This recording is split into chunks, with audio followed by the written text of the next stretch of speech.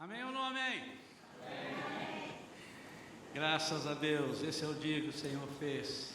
Estamos alegres, Deus é bom, Deus é misericordioso. A Ele a honra, a glória, a majestade e a exaltação. Amém? Amém. Quantos querem ouvir a palavra de Deus? Diga: eu quero. Pai, fala conosco. Fala, Senhor, de uma forma como só Tu sabes falar. Sonda o profundo do nosso coração. Vê se há alguma coisa que precisa ser consertada, ser ministrada em nosso coração, e ministra em nossos corações agora, através da Tua poderosa palavra, em nome de Jesus. Amém. Um dia, uma das entrevistas que o jogador de futebol Garrincha, Mané Garrincha, deu, já no final de sua carreira, ele já não jogava praticamente mais bola. Eu acho até que naquela altura da entrevista ele não jogava bola, mas estava vivo, bem debilitado. E perguntaram a ele, o repórter perguntou a ele: há alguma coisa na sua vida que você se arrepende e que você, se lhe fosse dada a oportunidade, você não faria? Ele disse: se eu pudesse, eu voltaria atrás e não permitiria que me dessem aquelas injeções que me deram quando meu joelho estava ruim e que me fizeram julgar, e aquilo danificou. Se eu soubesse, eu não, e se eu pudesse, eu não permitiria. Há oportunidades na nossa vida que passam e não voltam mais. Há outras que insistem em bater na nossa porta e nós não ouvimos. Quero falar nessa noite sobre aproveitar bem as oportunidades. Domingo passado, nós pregamos sobre a liberdade, fazendo a diferença da liberdade para a liberalidade, libertinagem, mas contrastando a liberdade com o fato de antes sermos escravos e o Senhor nos libertou. E porque nos deu liberdade, nos deu muito mais responsabilidade. Antes, éramos comparados a escravos, onde o seu Senhor dizia: faça isso, aquilo não pode, não saia daqui, fique sentado aqui, saia dali, fique lá. Mas a partir do momento que nós temos liberdade de decidir se vamos ou se não vamos, andamos ou não andamos, ficamos ou não ficamos, é muito mais difícil para nós decidirmos. É uma troca de tutorial. Sai o tutor que tomava conta de nós e passa esse tutorial passa para a nossa própria vida, onde nós somos tutores, ou seja, responsáveis por aquilo que decidimos fazer. Agora nós não somos mais escravos, nós somos livres. E porque somos livres, nós precisamos vigiar para que a nossa liberdade não seja danificada e não atue contra nós mesmos. Hoje não há um tutor que escolha e decida por nós. Nós é que precisamos escolher. Mas como escolher? Se eu lhe desse a oportunidade de vir aqui à frente agora, não vou fazer isso, mas se eu lhe fizesse, chamasse aqui algumas pessoas e perguntasse: você se lembra de uma oportunidade que você perdeu e está profundamente arrependido? Você se lembra de uma oportunidade que você não deixou passar e está profundamente arrependido de não ter deixado passar? Você pegou o bonde errado. Deus disse assim: eu coloco diante de vós a vida e a morte, escolha a vida. Deuteronômio 30, 15. Ele coloca a bênção e a maldição. Deuteronômio 11, de 26 a 28, ele fala sobre isso. Ele coloca escolhas para que nós possamos. Irmãos, como isso é difícil. Enquanto ele guiava o povo e dizia: eu vou fazer assim, vá por ali, se fizer isso eu resolvo o resto. Mas agora, quando passa para nós e diz assim: decida você, eu te mostro onde estão as coisas, mas você precisa decidir e ser responsável por essa decisão. Como é difícil. Eu não sei se para você, para mim é tão difícil. Me lembro de todo tempo onde eu fui membro da igreja e tinha um pastor me pastoreando.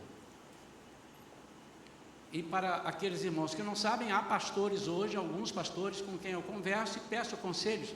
Imagine se eu resolvesse assim: agora eu fiquei muito sob a batuta de pastores, sob as ordens, agora eu sou chefe de uma igreja e eu vou fazer o que eu bem entendo. Que irresponsabilidade. E uma vez eu estava conversando com a minha esposa, quando nós tínhamos um ministério só, sendo membro de igreja, mas nós tínhamos um outro ministério também aliado a esse, que era um ministério de evangelismo e missões, cantando e pregando por todas as igrejas por onde a gente passou e viajamos e tal.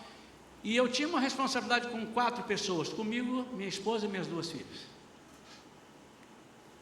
Mas hoje a responsabilidade aumentou muito, porque nós temos aqui, nesta igreja, cerca de 140 membros antes de domingo que vem, e vamos receber aí cerca de, sei lá, vou deixar os irmãos pensarem, venham domingo que vocês vão ver. E a responsabilidade é muito grande, porque devida ou indevidamente, há pessoas que vêm para cá dizendo assim: o pastor vai dirigir minha vida. Pastor, o que é que eu faço na minha vida? Eu caso ou não caso? Pastor, eu compro ou vendo? Há pessoas que pensam isso. E ainda que haja coisas que eu possa definir, eu possa dizer: não, querido, vai por aqui. Pastor, o que é que eu faço? Eu estou com essa solução aqui, estou com essa situação aqui na minha vida, o que é que eu faço? Irmãos, imaginem como é difícil. Você era um empregado e não tinha ninguém sob os teus cuidados. E agora você é promovido a supervisor de uma empresa e tem 12, 15, 20 funcionários. Que dificuldade. Porque agora você está gerindo vidas. Mas o que o Espírito Santo quer de nós é exatamente isso. Mas como é que eu vou fazer se é muito difícil? Nós vamos tentar descobrir pelo menos um pouquinho nesta noite. Abra sua Bíblia em Efésios capítulo 5, versículos 15 a 17.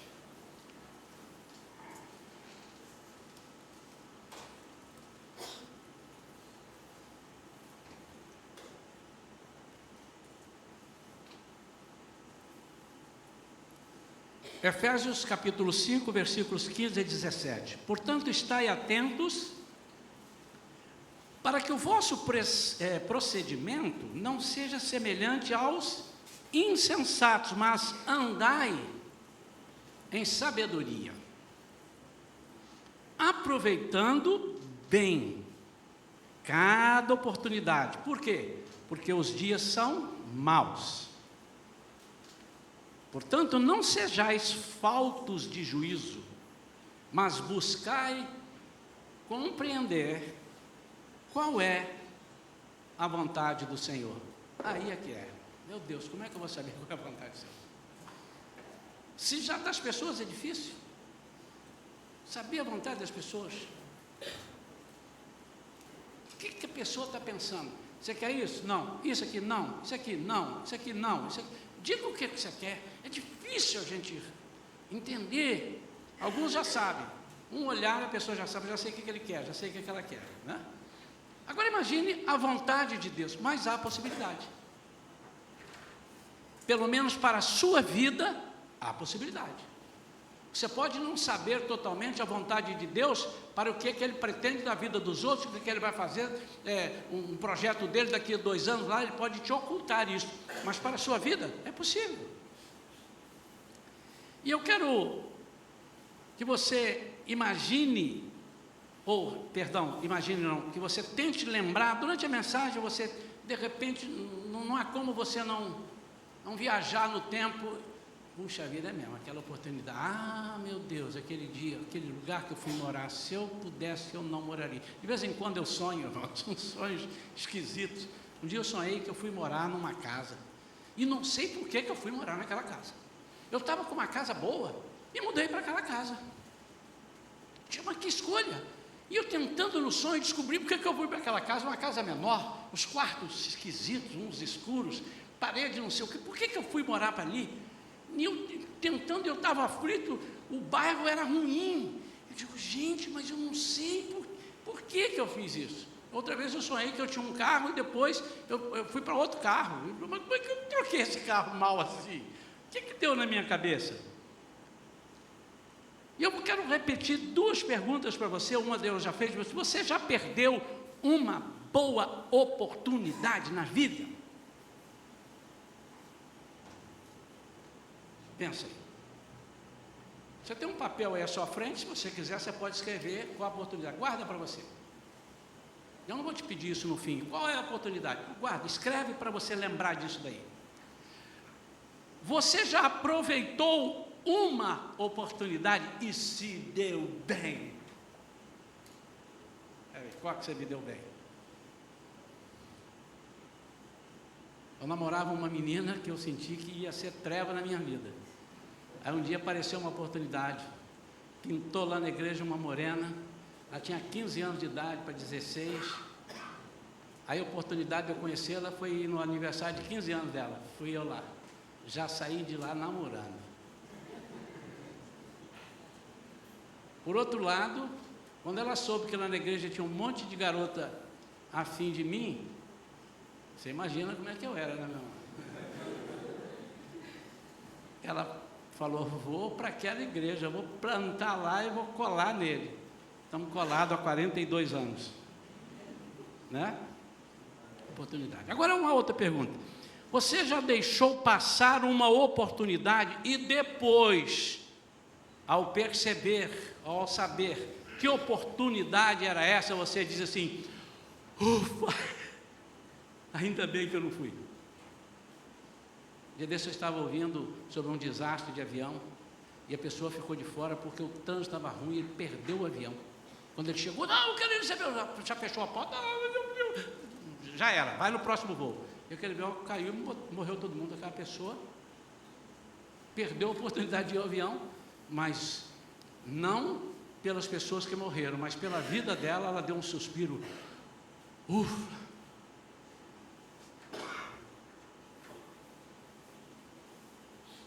São indícios de escolhas boas ou ruins. São inteligentes ou não inteligentes.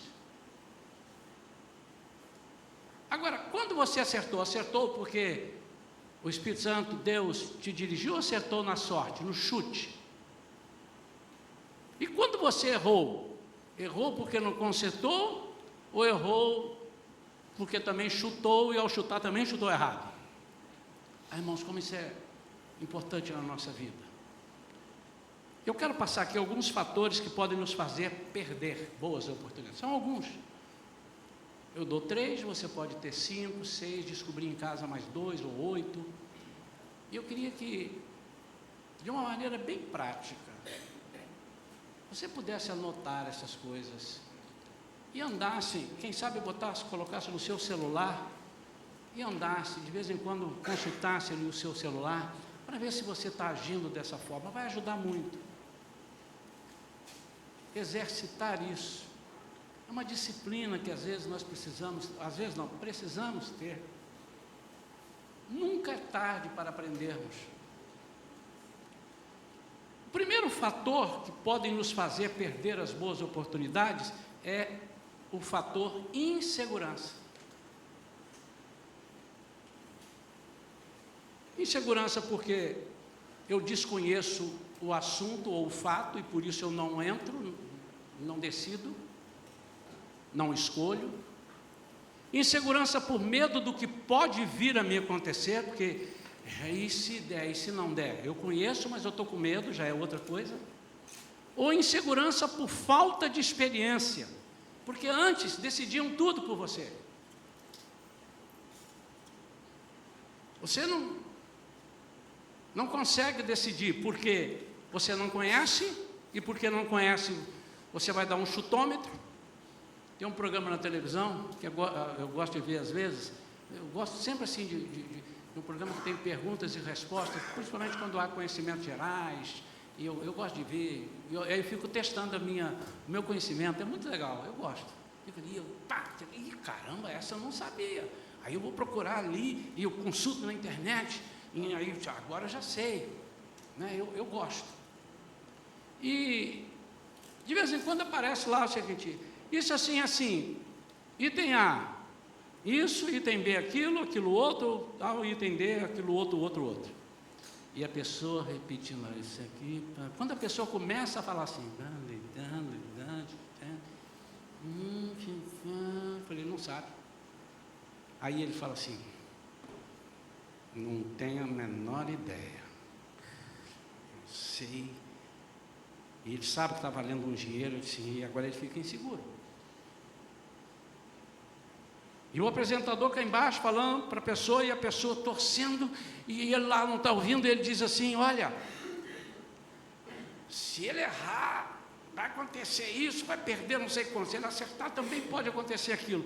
E bate uma insegurança, e não se pode fazer nada, porque há um desconhecimento do fato. Mas a insegurança também, ocasionada pelo medo do que possa acontecer, é um dos fatores que nos fazem perder oportunidades. Olha, tem uma chance de emprego para você em São Paulo, ou em Belo Horizonte, ou em Brasília. Caramba, mas e se eu não me adaptar ao frio de São Paulo, ou não me adaptar ao jeito e aí, não sei, mas e se eu ficar doente lá, não tenho amigos, como é que eu posso? Então, você está inseguro porque está com medo do que possa te acontecer. E o outro fato, falta de experiência. Cara, eu não tenho a menor ideia, mamãe fazia isso para mim, papai que fazia, meu marido que fazia tudo. Uma vez estávamos conversando com uma pessoa, há um tempo, e a pessoa estava desnorteada, o marido morreu, ela não sabia nem digitar conta de banco para fazer um negócio, ela não sabia o que tinha. Estava assim, totalmente desnorteada. Como é que eu faço? Porque o marido fazia tudo, ele comprava, ele pagava, ele não sei o que, ele comprava no mercado, ele sabia o preço, eu não sabia nada. E isso então te impede de fazer uma escolha. Se você chegar para essa pessoa e dizer assim, aplica na poupança ou em fundo de investimento, eu não sei nem o que você está falando, não sei escolher, por insegurança, por essa razão. E como é que eu resolvo isso, pastor? Isso é resolvível, é solucionável com o conhecimento e a intimidade que você pode ter, tem que buscar e pode ter com a palavra de Deus. E são fatores, que nos ajudarão nesse quesito. Então, quando eu tenho conhecimento e intimidade com a palavra de Deus, eu conheço, eu estudo, aqui tem a relação, a decisão para todas as coisas. Você consegue isso. Então, a resposta para o primeiro item é: aplique-se no conhecimento e na intimidade. Não leia a Bíblia como leia um livro. Leia a Bíblia como Deus falando contigo. A revelação de Deus. O segundo fator que pode nos fazer perder boas oportunidades é o fator da autoestima baixa. Autoestima não é alta estima, é autoestima, a estima sua, que está baixa. Por que a gente às vezes tem autoestima baixa e fica com ela sempre baixa?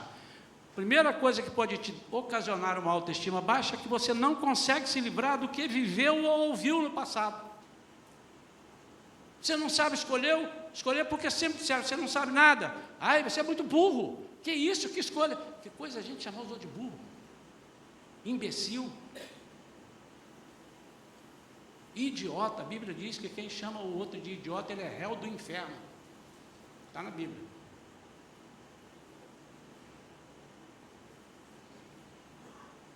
É duro seguir o Evangelho, irmãos. Ou a gente tem que seguir como a Bíblia diz, ou então nós temos que inventar uma Bíblia para nós, para nos adaptarmos. Você não consegue se livrar, você ouviu aquilo no passado, mas como é que eu faço? Não. E por isso você não escolhe. Porque você prefere não buscar a solução para aquilo. Mas você prefere só ouvir aquilo, não sabe. E quando você vai fazer, vem uma voz: não sabe, abre. Aí você lá. Mas a autoestima baixa também é ocasionada, tem outras, eu só estou dando 2, porque não vou ficar aqui até as 10h30 da noite, eu quero terminar às 10h20. A autoestima baixa é por não estar acostumado a desafios. Sempre você vai, não, é muito difícil. O quê? Não. Desafio não. Vamos ter um negócio mais fácil. Também é porque decidiram por você o desafio. Deixa comigo. Eu resolvo. Então você não foi acostumado a ter desafios. Deixa eu te dizer, meu amado, a vida do crente é feita de desafios.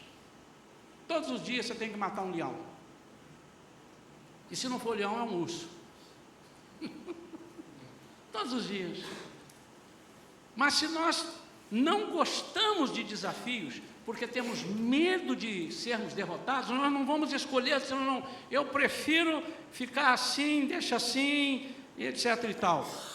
Atos capítulo 4, 20, quando disseram para Pedro, vocês não podem fazer isso aqui, não podem fazer. O que fazer o quê? Falar do poder de Deus e tudo. Eles estavam ousados, porque tinham visto o poder de Deus curar aquele homem na porta do templo Formosa, eles tinham sido presos. Aí ele diz assim, não podemos deixar de falar de tudo que temos visto e ouvido. Então, como é que eu resolvo a autoestima? Uma vida com Deus, vida de experiência, agora já é prática. Antes eu falei do conhecimento, da intimidade, e agora estou falando de prática. Isso, essa vida com Deus, essa prática, irá romper todas as barreiras, não quase todas, mas todas. Todas as barreiras. Irmãos, e quando eu estou falando isso, eu não me refiro a barreiras eclesiásticas apenas. Eu não me refiro à igreja só, mas eu refiro a barreiras dentro do seu trabalho, barreiras no seu casamento, barreiras na sociedade, barreiras na vida social. Tudo, absolutamente tudo, você vai resolver a partir de uma vida com Deus. Não basta você ter só o conhecimento da palavra e intimidade com a palavra, manejar bem a palavra. Você precisa de praticar isso. Isso quebrará, isso sarará todas as feridas e todos os problemas que possam lhe afrontar. Eu não conheço nada melhor. Uma vida com Deus. O apóstolo Paulo, depois de ter vivido uma vida com Deus, com Jesus, um negócio fantástico, ele disse, eu sei em quem tenho crido, estou certo que Ele é poderoso para guardar meu tesouro até o dia final. Terceiro item e último item dos fatores que podem nos fazer perder boas oportunidades é a falta de ousadia. Parece que uma coisa está ligada à outra. A falta de ousadia tende a nos tornar preguiçosos. Preguiçosos não no sentido de, o cara trabalha não, o cara é preguiçoso. Não, preguiçoso no sentido de empreender, de buscar novas alternativas. Isso ele só faz se ele sabe escolher, mas aqui estou dando fatores que podem fazer com que ele não saiba escolher, ele perca as oportunidades. E essa acomodação do passado pode nos inibir a ter essa ousadia. Nós precisamos então, como eu disse no anterior, praticar isto. A Bíblia em Mateus 25, 14, a partir do versículo 14, fala sobre a parábola dos talentos, e todos conhecem a parábola. Jesus contando uma parábola que se refere a ele mesmo. Um certo homem vai fazer uma viagem longa, e então ele pega e distribui alguns talentos para alguns, a uns ele dá 5, a outros ele dá 2, a outros ele dá 1, e diz assim, eu vou viajar, volto daqui muito tempo, vocês cuidem disso daí, façam o que vocês acham que tem que fazer. O que recebeu 5, com ousadia, foi lá, aplicou e ganhou mais 5. O de 2 foi lá, aplicou, ganhou mais 2. E o de um, talvez por autoestima baixa, talvez por insegurança, talvez por desconhecimento, ele disse: eu vou enterrar isso aqui. Eu não posso perder esse um, eu vou enterrar e ninguém vai achar, e eu vou esconder, porque eu conheço o meu Senhor. E ele diz isso para depois que Jesus volta, que o homem diz, volta, né, que é Jesus, mas dando a entender, o viajante lá, o Senhor das terras, ele volta e diz: e você, aqui ó, 5, ganhei mais 5, 2, ganhei mais 2, e você? Eu lhe conheço muito bem. Na verdade, ele não conhece. E ele disse: eu sei que o Senhor é muito rigoroso. E porque é muito rigoroso, eu resolvi não arriscar. E enterrei e guardei isso daqui. A Bíblia apresenta alguns adjetivos para essa situação, como ociosidade. A pessoa preferiu se tornar ociosa a ser ousada. Preguiça e indiferença. Você já conversou com uma pessoa que tudo que você pergunta para ele diz assim: tanto faz. Você quer comer o quê? Tanto faz. E passear? Tanto faz. Vamos comprar roupa? Tanto faz. Vamos para casa? Agora ele não fala tanto faz. Você que sabe.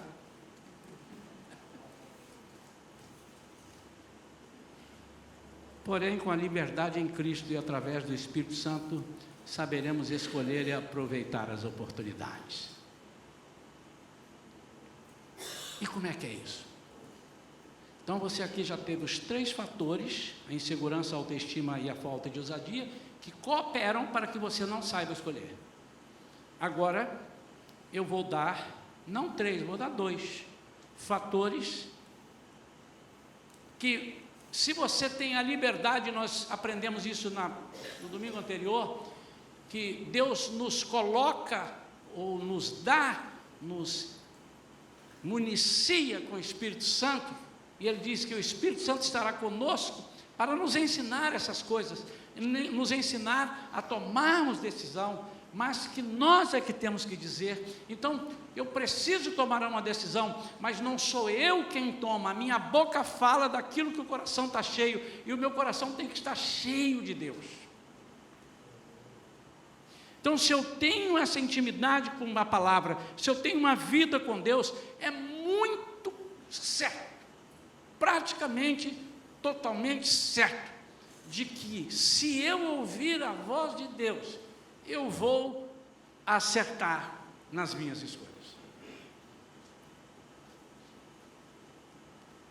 O primeiro ponto que nos faz, com a liberdade em Cristo e através do Espírito Santo, sabermos escolher e aproveitar essas oportunidades, é quando reconhecemos o senhorio de Deus, ou que Deus é quem tudo dirige em nós. Não parece um contrassenso isso daqui? Mas peraí, mas eu tenho liberdade para decidir, e agora eu tenho que dizer o que é para eu fazer, então quem decide não sou eu? A diferença é que antes você faz isso, se você não fazer, morre, é lei. Mas agora ele diz assim: olha, faz isso, e se você fizer, vai bem para você. Mas eu deixo você escolher. E a graça te permite não só escolher, mas você ter força para escolher bem, e força até para sair de uma situação que você ache que não escolheu bem, mas que você consultou o Senhor. Porque você pode consultar o Senhor e não entender muito bem e fazer errado. E aí vem a graça, que é essa ferramenta maravilhosa que Jesus deixou para nós. Em Gênesis 32, a partir do versículo 24, tem uma história que todo mundo conhece, história de Jacó, naquele episódio, quando Deus manda um anjo vir abençoá-lo, fala com ele, e ele então não quer deixar o anjo sair. O anjo disse: eu tenho que ir embora, eu estou te trazendo notícias. E ele disse: o dia já está raiando, eu não posso ficar aqui. E Jacó agarra na perna do anjo: e não vou te largar enquanto tu não me abençoares. Ele aqui reconhece o senhorio de Deus. Ele diz assim: só pode vir de Deus a bênção. eu estou saindo, eu idealizei sair da terra dos meus pais, estou indo para outra terra, e já sei que o Senhor estará comigo, mas eu não largo as tuas pernas, eu não te largo, você não vai sair daqui. E diz a Bíblia que o anjo teve que lutar com ele, feriu a coxa dele, e a partir daquele dia, ele andou mancando, né? Então, Jacó, segundo a palavra de Deus, aquele dia a coxa dele nunca mais ficou no lugar, para lembrar que ele contendeu, que ele brigou com Deus e prevaleceu. Deixa eu dar uma explicação nisso, irmãos. Ele não venceu Deus, está mal colocado aqui. O original quer dizer assim, ele prevaleceu naquilo que ele colocou no seu coração. Eu quero ser abençoado e reconheço que essa bênção vem de ti. Não abro mão, não quero alternativas, não quero paliativos, eu quero isso. Isso é prevalecer, é perseverar.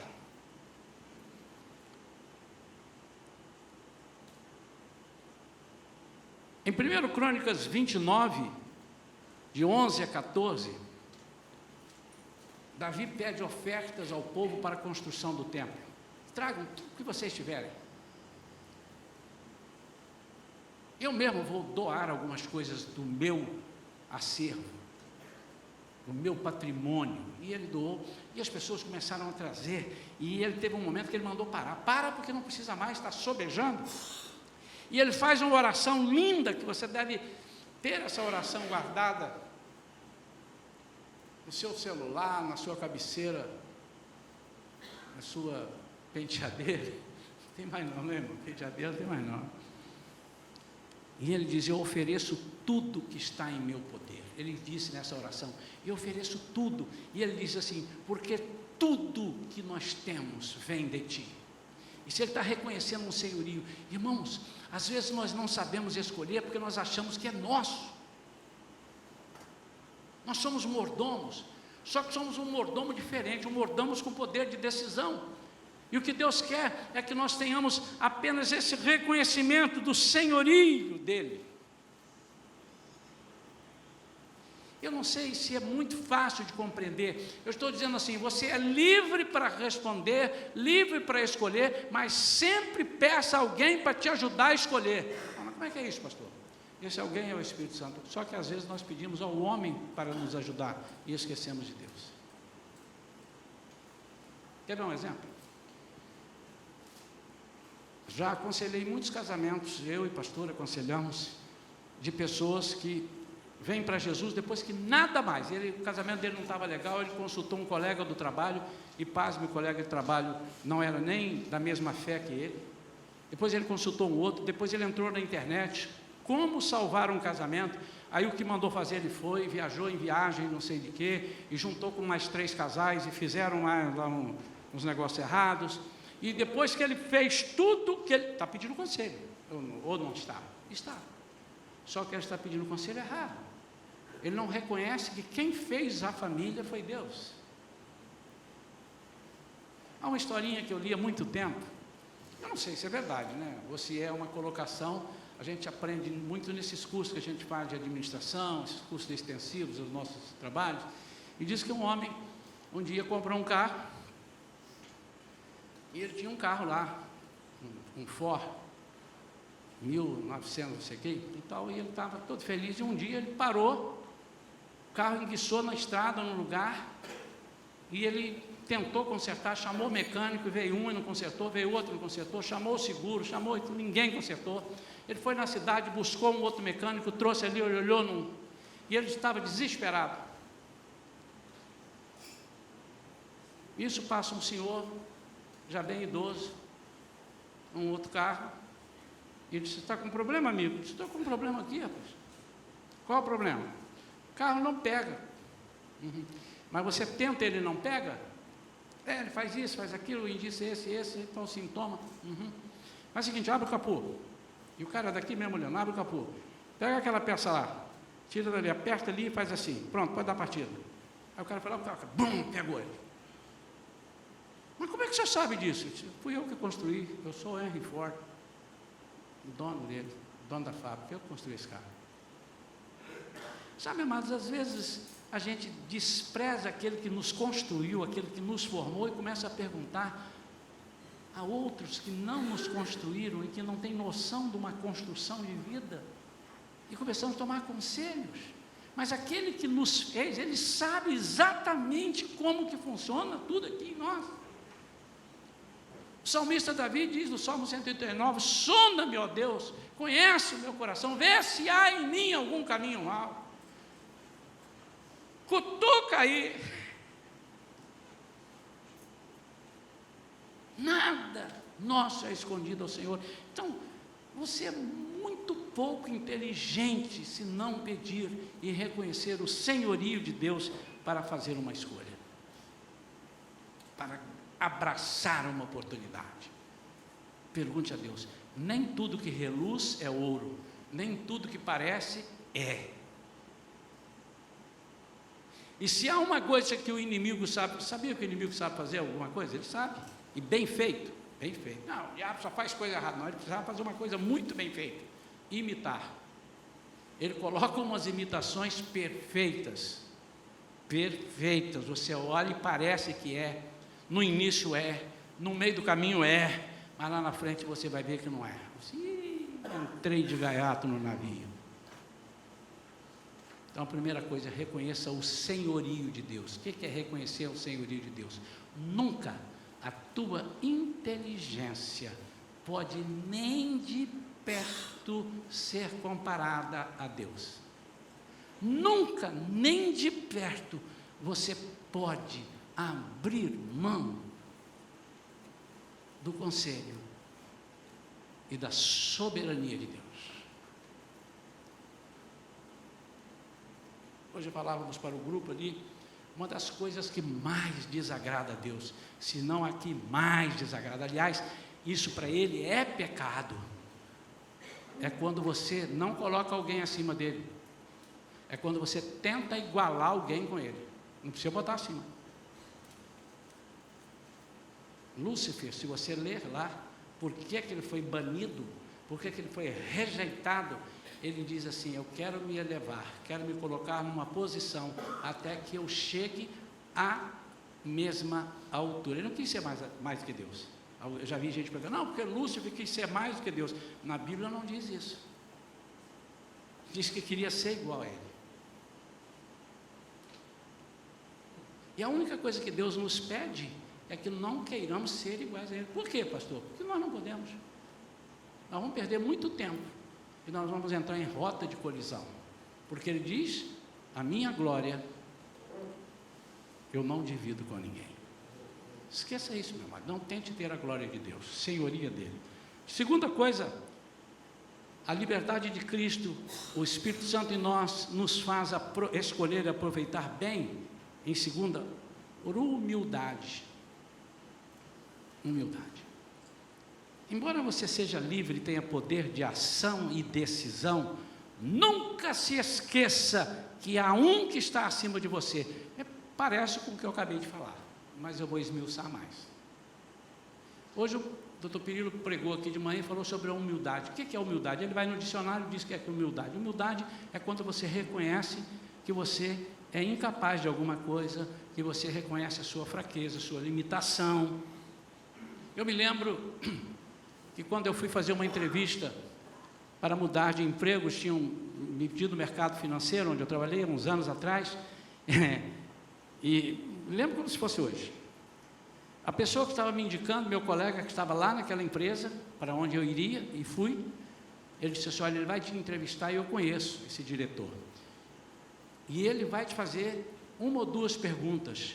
E essas duas perguntas, que eu já vou te dizer quais são, você diz assim: sim, eu sei, você sabe fazer isso assim? Sei fazer. Ele vai ficar todo feliz porque você sabe. Isso assim, você sabe mexer com isso? Sei. E uma das coisas eu me lembro bem que ele disse assim: se ele perguntar, as pessoas que trabalham aqui com finanças vão identificar logo.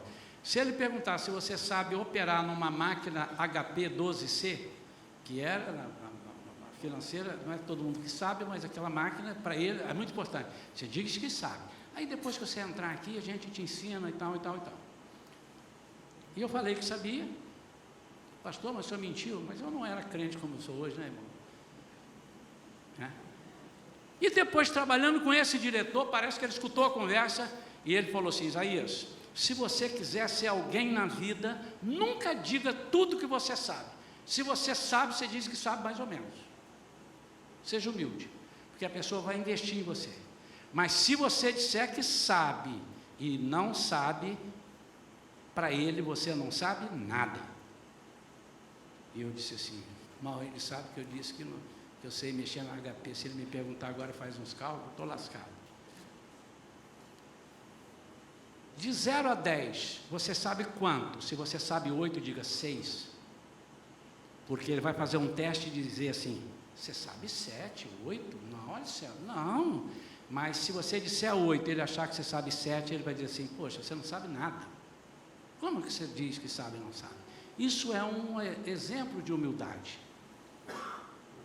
E eu vou dar um exemplo.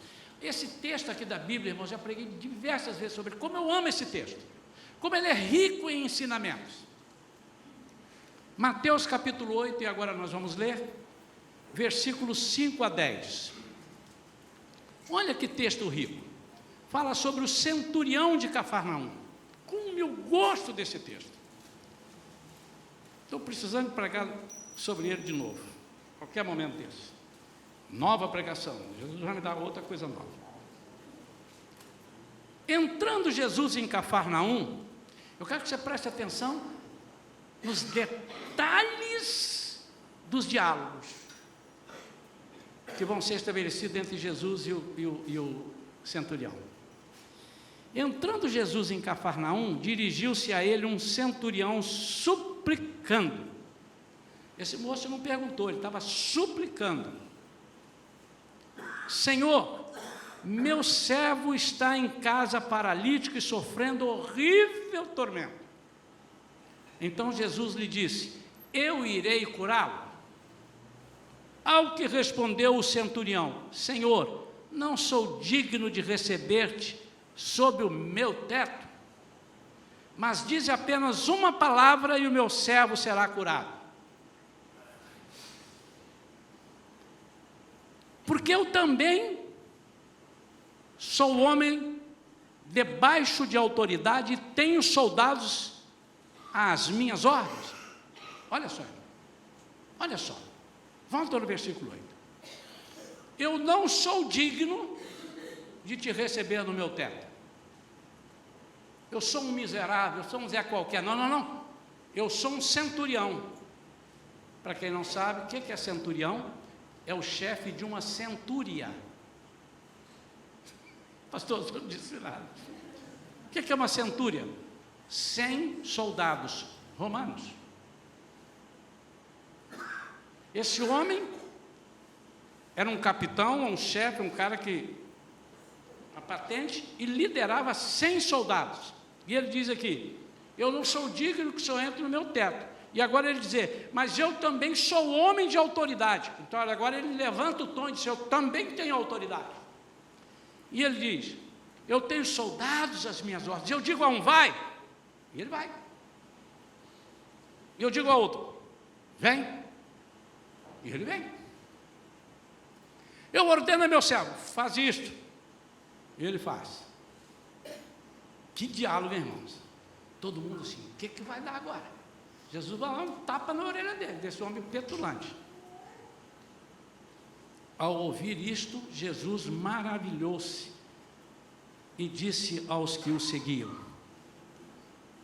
com toda a certeza vos afirmo que nem mesmo em Israel encontrei alguém com tão grande fé. Esse versículo não está bem traduzido aqui não. Na nova versão da King James, original 1611, Jesus diz, e algumas versões dizem assim: nunca vi. Como é que Jesus nunca viu tamanha fé? Como que Jesus nunca viu fé? Então lá diz assim: eu nunca vi fé, não em Israel. Eu não vi tamanha fé, não em Israel, mas em outros lugares eu vi. Digo-vos que muitos virão do Oriente e do Ocidente, tomarão lugares à mesa e tal, e tal, e tal. Entretanto, aí ele vai falar sobre o que ele precisa falar, sobre a humildade e sobre tomar lugar à mesa. Olha o que o centurião diz. Vou agora destrinchar esse ponto que chama-se por humildade. Ele diz: Senhor, eu sou um capitão, ou sei lá a patente dele, eu sou um homem sujeito à autoridade, que tenho autoridade, mas eu reconheço que a minha autoridade tem limites. Por exemplo, eu mando ele vir, ele vem, eu mando ele ir, ele vai, mas cheguei num lugar que eu não posso fazer nada. Eu reconheço a minha incompetência, apesar da minha autoridade.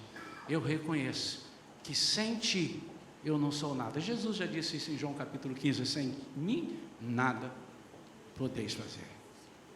Olha que Jesus gostou.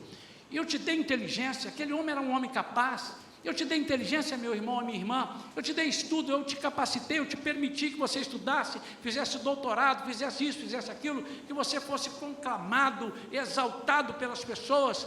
Mas o dia que você se esquecer de que se eu tirar de você a minha graça, você vai para o buraco com diplomas e tudo, o dia que você se esquecer disso, você irá para o buraco. Mas quando você entender que apesar de todas estas coisas, há limitações nas minhas escolhas. Por mais que eu queira fazer, eu sou limitado.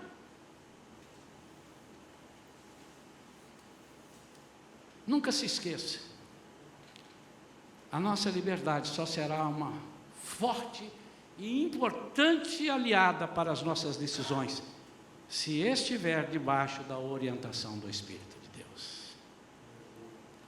Mas o contrário também vale. A nossa liberdade nunca será forte e nunca será importante, e será uma aliada para nos destruir, se nós não estivermos debaixo da orientação do Espírito de Deus. E nós temos na Bíblia inúmeros exemplos de oportunidade. Eu quero citar 2 para concluirmos. Primeiro é Zaqueu. Que fantástico. Zaqueu subiu na árvore e viu que vinha Jesus. E aí Jesus, para. Anunciou na televisão: vai passar o Nazareno, e com ele toda a sua comitiva. Atenção cidade, atenção vilas e vilarejos. Foi assim? Por que esse camarada está fazendo em cima da árvore? Eu vou ficar aqui, que quem sabe um dia passa aqui o Nazareno, né? Ele soube. Agora, ele soube que ia passar o Nazareno. Agora, quem é o Nazareno? Quem é Jesus? Ele também soube. Ele também soube. Alguém certamente falou para ele um dia, foi lá, ele era coletor de impostos, e alguém disse assim: olha, hoje eu vou pagar um imposto aqui, e estou pagando com uma felicidade danada, de alegria, porque esse mês ou esse ano, a minha colheita arrebentou a boca do balão. Eu estava desesperado, eu plantava na hora que não tinha que plantar, eu colhia na hora que não queria colher, eu vendia na hora que não tinha que vender, eu comprava na hora que não tinha que comprar, dava tudo com os burros na água, e Zaqueu lá, eu estou conjecturando, irmãos, isso é uma das situações que pode ter acontecido. E o que aconteceu? Rapaz, depois que eu entreguei minha vida para um tal de Jesus de Nazaré, minha vida mudou. Planto na hora certa, colho na hora certa, não tenho medo. Se vem a aflição, se vem a praga, na minha lavoura não pega, porque a palavra de Deus diz que não entrará na minha tenda, e eu tomei posse disso. Esse Deus é maravilhoso. Aí chegou o outro lá um dia: olha, tive numa situação assim, e não sabia se eu ia para a esquerda ou para a direita. Aí, rapaz, Zaqueu, veio alguém e falou para mim de um tal de Jesus de Nazaré. Zaqueu deve ter ouvido algumas coisas, tanto que ele disse assim: eu quero ver esse cara. E o coração dele estava decidido a isso, que ele sobe, e quando ele desce, ele disse: Jesus, eu quero que o senhor vá na minha casa, eu não quero papo com o senhor só não, eu quero que a minha família toda. Amados, às vezes nós estamos tendo uma oportunidade pela metade. Jesus entra na minha vida, mas a minha casa não. Não, vai dar uma complicação para eu ter que falar com a minha família. Pensa uma outra coisa comigo. Jesus diz assim: vamos sim, vamos lá, vou na sua casa. Irmão, Jesus não andava sozinho. De repente bate lá na porta.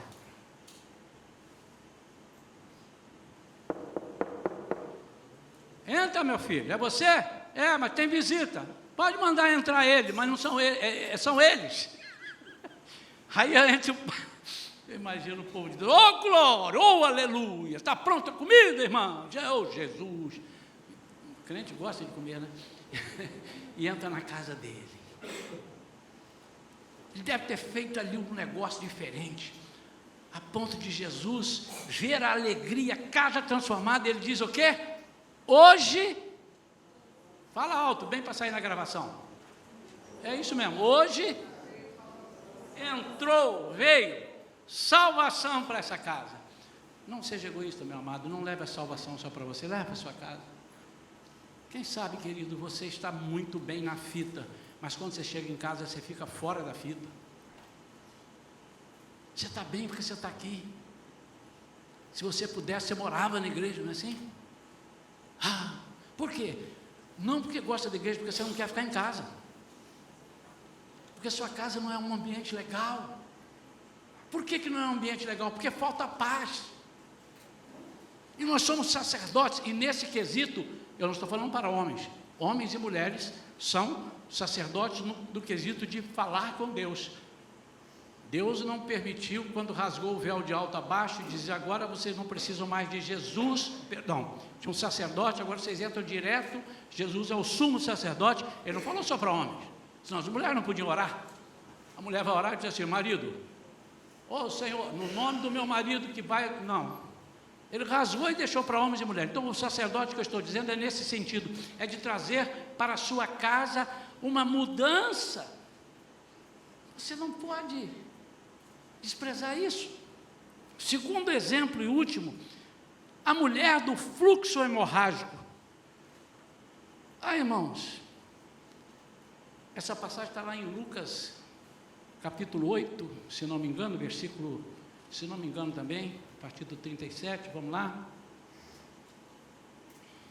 A partir do versículo 40, já começa, tive a filha única, aqui. 43 já vai falar da mulher hemorrágica. Irmãos, olha a situação dessa mulher. Essa mulher era impura e pelas leis de Moisés ela não podia se misturar com ninguém. Se ela fosse vista com as pessoas, ela tinha que ser apedrejada. Não podia. Não podia. Mas alguém diz para ela, também não sei como foi, Zaqueu soube, ela soube, que o Nazareno estava curando pessoas de toda sorte de enfermidade. E ela agora diz assim: mas como é que eu só se ele vier aqui? Porque eu não posso ir lá. E quando ela vê uma multidão, ela pergunta: quem é que está ali? O Nazareno. Onde é que ele está? Está lá no meio, aquele lá. E eu vou lá. Mas eu vou arranjar um jeito. Eu vou arranjar um jeito. Irmãos, olha a dificuldade dessa mulher. Ela vai por trás, porque se ela vai pela frente, eles reconheciam, a cidade era pequena, sabiam que ela era hemorrágica, e dá pedrada nela até morrer. Ela vai por trás, correndo o risco de, ao chegar, antes de chegar lá no meio, alguém a reconheça, apedrejasse a mulher. Que situação! Às vezes nós temos tanta facilidade de ver Jesus na nossa vida e fazer uma escolha, sabe? Eu fico pensando, se nós morássemos nesses países que são perseguidos por serem evangélicos ou seguidores de Cristo, como disse o missionário aqui, se nós teríamos coragem de ir à igreja, o que nós íamos mandar de zap: pastor, desculpe, como o senhor sabe, não podemos ir, porque o senhor sabe, então uma manifestação aí na rua, o senhor sabe. Acho que nós seríamos assim, acho. E essas pessoas, elas fazem de tudo, e vão à igreja, sendo perseguidos. Então olha a situação dessa mulher. Ela disse: eu preciso fazer uma escolha, eu tenho duas escolhas para fazer. ou eu deixo essa enfermidade me exterminar, ou eu vou levar pedrada e morrer ali, mas eu preciso tentar. E ela escolheu certo. Porque se ela escolhe ficar aqui, diz a Bíblia que ela tinha gastado tudo o que tinha, e não tinha sido curada. Agora não tinha mais nada. Então a escolha que ela fez foi uma escolha de ousadia. Ousadia. E ela disse: eu vou, e se eu tocar nas vestes dele é o suficiente. Vai ter fé assim na China, irmão. Vai ter fé assim na China. Que coisa tremenda.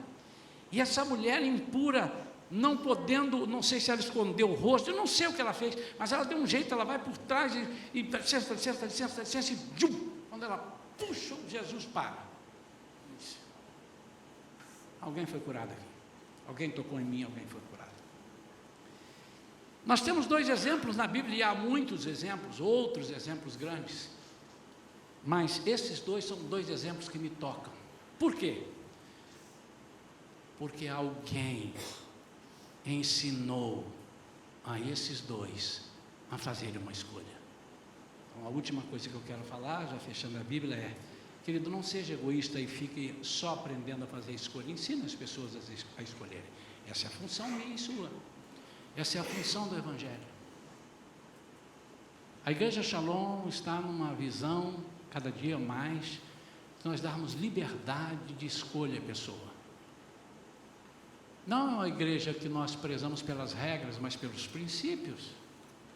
Eu tenho muito mais interesse que você aceite caminhar conosco e buscar o que nós estamos buscando, a santidade, como nós temos estudado. Que você venha e saiba escolher, mas dentro dos princípios bíblicos. O que nós não podemos é, conhecendo a Bíblia, escolher errado e pedir para Jesus assinar. E muitas vezes nós temos feito isso. Mas mais que isto, nós somos multiplicadores para aqueles que não sabem escolher. E você sabe fazer isso com seus filhos. Tudo que você precisa fazer é fazer com seus filhos na fé, com seus irmãos. E o dia que a igreja se conscientizar que cada um de nós, ao falar para a pessoa: filho, sai dessa, não faça isso, não faz isso não. Se eu te pedisse uma coisa difícil, você faria? Você vai fazer uma bobagem dessa? Escolha isso não, escolha fazer isso, escolha ficar quieto, escolha ir à pessoa, escolha pedir perdão, escolha. E nós temos que ensinar escolhas, irmãos. As pessoas não sabem escolher.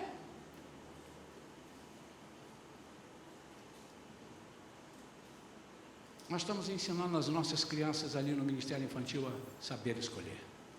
Não tenho dúvida que eles vão chegar aqui e vão surpreender muitas pessoas. Já têm surpreendido. Mas quando eles estiverem com adultos aqui dentro, e lá será a igreja Estação Kids, e quando eles estiverem, acho que pronto, agora vocês vão promovidos à igreja titular, vamos lá, será o nome adulta. Quando eles chegarem aqui, alguns irmãos vão tomar um susto. Porque nós estamos ensinando a escolher, mas nós estamos manipulando, não podemos manipular. Deixa seu filho, ensina as pessoas como você ensina seu filho. Há pessoas que não têm sabedoria, e você está aí do lado, você é bem casado, encoste em alguém que é mal casado e diga: querido, não faça assim, olha o que Deus fez, nós temos que renunciar. Há pessoas que gostam de intriga, gostam de fofoca. Não escolha esse caminho, esse é o caminho da morte. Pessoas que gostam de gastar o seu dinheiro com jogo, gostam de gastar o seu dinheiro com coisas que não edificam. Digo: não faça isso, querido. Não escolha esse caminho, escolha outro.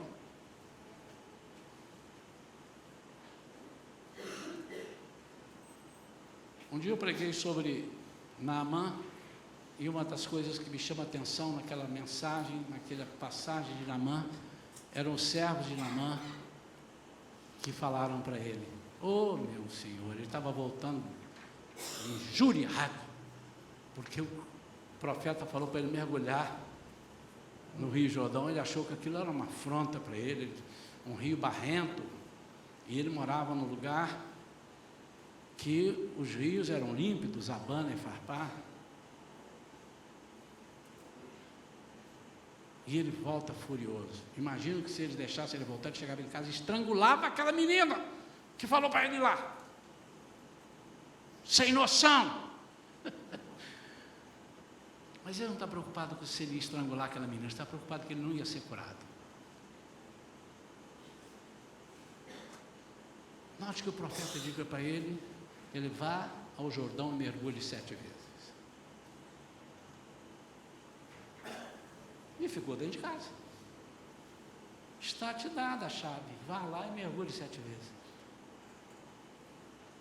Eliseu não saiu e falou assim, vai alguém com ele para ver se ele mergulha. Se não mergulhar, você empurra ele dentro d'água.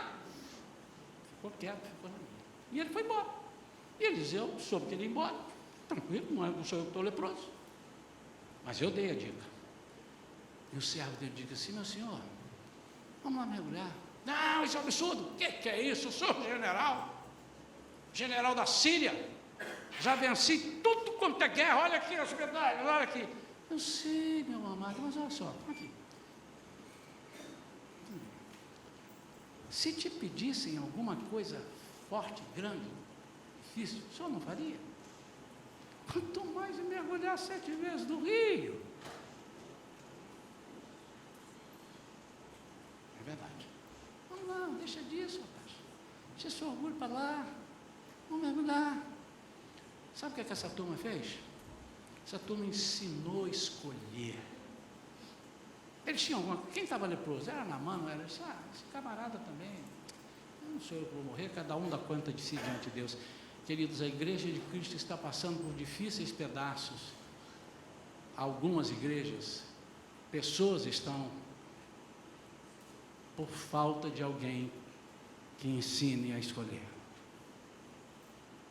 Eu repito, a escolha é livre, mas a responsabilidade é livre também a sua.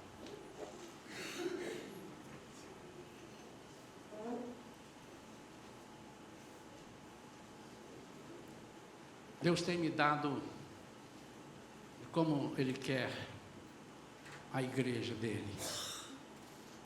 Não sei se consigo atendê-lo em todas as suas expectativas. Mas como diz o mineiro, eu vou suar debaixo do sovaco para conseguir. Pelo menos grande parte disso.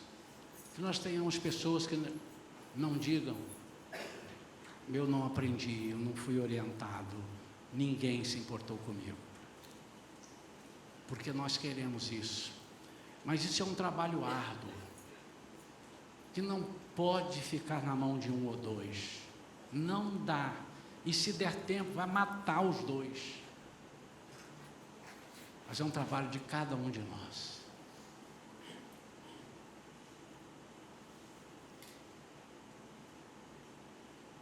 Quando nós trazemos aqui na frente pessoas para serem oradas, e vem 20 pessoas, e eu vou descer para orar um por um, vocês vão ficar aí no mínimo 3 minutos cada um, 60 minutos, 1 hora, esperando. Agora, se tem 20, vem 20 aqui, em 3 minutos, todos receberão a oração. E não cansará aquele que está orando para 20. Nem todas as situações são assim, mas uma boa parte é. A palavra de Deus é que nós saibamos escolher a oportunidade de ensinar a escolher. Quantos nesta noite, não levante a mão, pense, escuta primeiro a minha pergunta, quantos nessa noite gostariam, ou têm vontade, ou querem dizer assim, pastor, eu posso ser um dos professores? De quê? Do esforço? Pastor, não fala não, tem medo de falar, não, professor para ensinar a escolher. E muitas vezes o seu ensinamento não será dizendo, faça assim, vai pela direita, entra pela esquerda e vai lá. Vai ser assim, fala com Deus, ensinou a escolher. Irmão, posso te dar um palpite? Não tome nenhuma providência ainda. Ore ao Senhor. Ensinou a escolher ou não? Quantos entendem isso? Quantos querem fazer uma aliança com Deus? E comigo, dizendo, pastor, a igreja está crescendo, nós estamos preocupados aqui, o senhor já está ficando aí meio... Estou sentindo que o senhor está rouco aí, apesar do microfone. Pastor, nós queremos ajudar a ensinar a escolher. A primeira coisa que nós vamos fazer, pastor, é que nós não vamos colocar mais fogo, mais lenha na fogueira. Isso é a primeira coisa, já é uma ajuda. A segunda, eu não vou ser neutro, porque não colocar lenha não significa que também não ajudou. Não, eu não vou atrapalhar, mas além de não atrapalhar, eu quero ajudar. Eu quero ajudar a ensinar. Aqui, pastor, a escolher.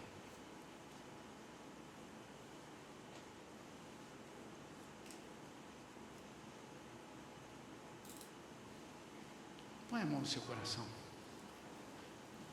Veja se você pode fazer essa oração comigo. Se você for conseguindo palavra por palavra, você vai dizendo amém, concordo. Acompanha comigo. Pai, o Senhor sabe que eu não sei escolher, mas o Senhor me deu liberdade de escolher, e muitas vezes o inimigo entra na minha frente, fala uma bobagem, eu escolho errado. Primeira coisa, Pai, eu quero pedir que o Senhor tire a minha ansiedade. Tem um ditado que quem come rápido, come cru. Pai, eu não quero demorar, mas também não quero adiantar. Ajuda, Senhor. Ajuda. Passa, Senhor, de mim toda oportunidade ruim que o inimigo colocar que eu não souber. Como é que eu faço isso? O teu Espírito Santo vai me mostrar. Sai dessa, é laço, sai disso, é laço. Pai, aí nesse momento que Ele me mostrar, eu tenho a oportunidade de escolher. Todos nós podemos escolher. Todos nós podemos escolher. Pai, agora, a segunda coisa que eu quero pedir é que o Senhor nos faça de nós ensinadores de escolhas. Às vezes dizendo uma palavra, eu não sei, mas se eu fosse você eu não faria nada ainda, espere e ore. Ou então digo, a Bíblia diz isso. Escolha a vida. Cuidado, olha as consequências dessa sua escolha. Você já pensou nisso? Ô Pai, ajuda-nos. Nós não queremos ser confundidos pelo inimigo, e muito menos ser derrotados por ele. Ao contrário, nós queremos ter a liberdade de falar com o Teu Espírito Santo, onde isso torna-nos multiplicadores. Para isso nós pedimos visão de águia,